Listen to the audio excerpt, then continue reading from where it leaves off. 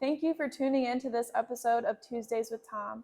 My name is Payton Hunley, and I am the Grants and Program Associate at the DECA Foundation, and this is Tom Leedy, the President of the DECA Foundation. Today, we're going to be building on some of the questions that grant seekers often have for us. So starting off with the first question, Tom, why do we invest in some organizations and not others? That's a great question, Peyton, that we get asked often. People want to know, should I apply for a grant or should I not?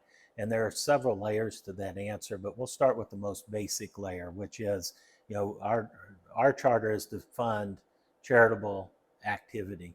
And so we do that by focusing on 501c3 organizations. They're designated charitable in their charter, and so they're organizations that we work with. And the key in that too is organization. We fund organizations, not individuals. We're just not set up to grant to individuals. And so we're looking for charitable organizations that are 501c3s that we can make an investment in.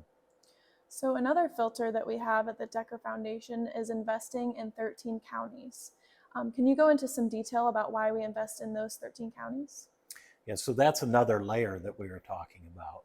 We have a geographic focus. We're interested in funding communities where Mr. Deco had an interest.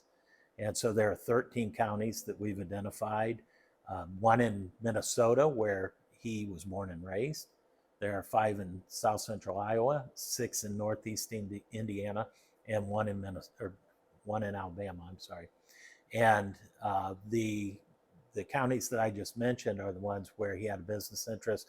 And of course, he lived in Northeast Indiana as well. So those communities were a part of helping Mr. Deco in achieving his own economic freedom. And now with his charitable organization, we're in a position where we can continue to help individuals from those counties strive to achieve their own economic freedom. Awesome. Okay, so now we know that we have to be a 501c3 nonprofit organization. You have to be in one of our 13 counties. What other things should grant seekers keep in mind when sending us a proposal? Yeah, I think with any organization, it's important to keep in mind the mission of the organization. Our mission is to foster economic freedom through education, and then to understand what the organization is trying to do within that mission. Economic freedom is a pretty big task. And so what we have done is narrowed it down to say, we really want to help young people, ages 0 through 18, gain the skills, knowledge, and character they need to live economically free lives. So that's how we've narrowed it down a little bit to say these are the things that we're interested in. And then we also have an understanding what the developmental needs are of those various age groups. So we're oftentimes looking for proposals that create an environment that align with those developmental needs to achieve the skills, knowledge, or character development that's taking place. And so those are kind of the main filters that we look at. And then you get into other aspects of what's being proposed. And this is an area where a lot of times we get a related question that, I sent in a proposal that looks very similar to this one that you funded, but you didn't fund mine. Why is that?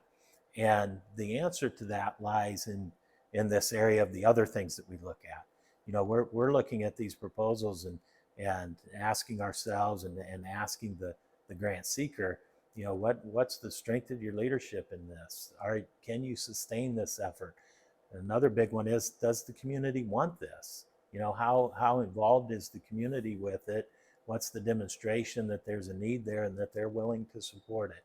So these are other aspects that we're looking at to make a determination as to whether or not we want to make an investment in a proposal. Awesome, thank you. And thank you for tuning in to this episode of Tuesdays with Tom. Next week, we're going to be discussing what happens after you send us a proposal. Thank you.